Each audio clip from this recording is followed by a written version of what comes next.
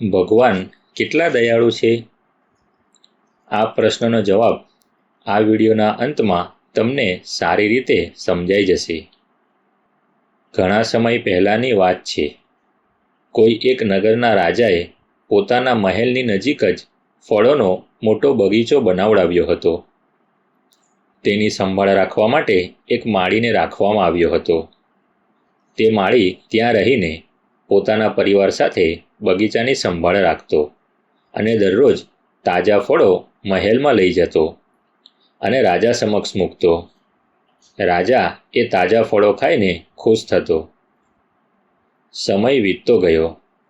એવામાં એક દિવસ માળીએ જોયું કે બગીચામાં જમરૂખ, દ્રાક્ષ, બોર અને નારિયેળ આ ફળો પાકીને તૈયાર થયા છે.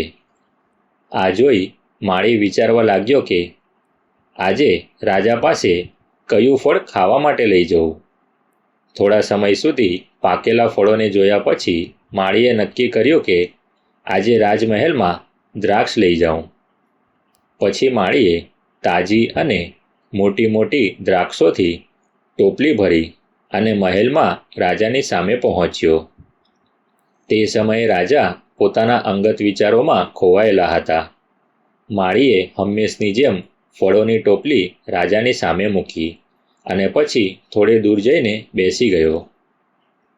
પોતાના વિચારોમાં ખોવાયેલા રાજા ટોપલીમાંથી એક દ્રાક્ષ ઉપાડીને પોતાના મોંમાં મૂકતા અને એક દ્રાક્ષ તેની સામે બેઠેલા માળી તરફ ફેંકતા, જે સીધી જઈને માળીના માથા પર વાગતી. જ્યારે પણ માળીના માથા પર દ્રાક્ષ પડતી ત્યારે તેના મોઢામાંથી શબ્દ નીકળતા કે ભગવાન ખૂબ દયાળુ છે. રાજા જોરથી દ્રાક્ષ ફેંકતા અને દર વખતે માળી કહેતો, ભગવાન ખૂબ દયાળુ છે. થોડા સમય પછી રાજાને ખ્યાલ આવ્યો કે તે શું કરી રહ્યા છે અને તેનો શું પ્રતિભાવ આવી રહ્યો છે.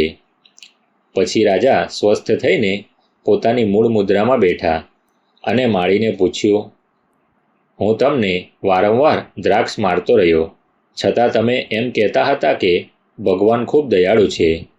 એવું શા માટે? પછી માળીએ હાથ જોડીને નમ્રતાથી કહ્યું, મહારાજ, આજે બગીચામાં નારિયેળ, જમરૂખ અને બોર પણ પાકીને તૈયાર હતા, પણ મને એવો વિચાર આવ્યો કે આજે દ્રાક્ષ લઈ જાઉં. જો હું આજે તમારા માટે જમરૂખ, બોર કે નારિયેળ લાવ્યો હોત તો આ સમયે મારી શું હાલત હોત?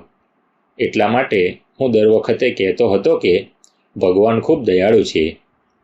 આ સાંભળીને રાજાને પણ પોતાની ભૂલનો અનુભવ થયો અને તેમણે પોતાની ભૂલ બદલ માફી માંગી.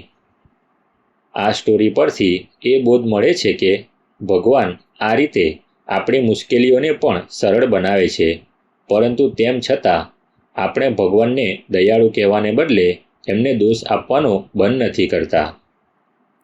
આ સ્ટોરી તમને જરૂર પસંદ આવી હશે તો આને લાઈક અને શેર જરૂર કરજો.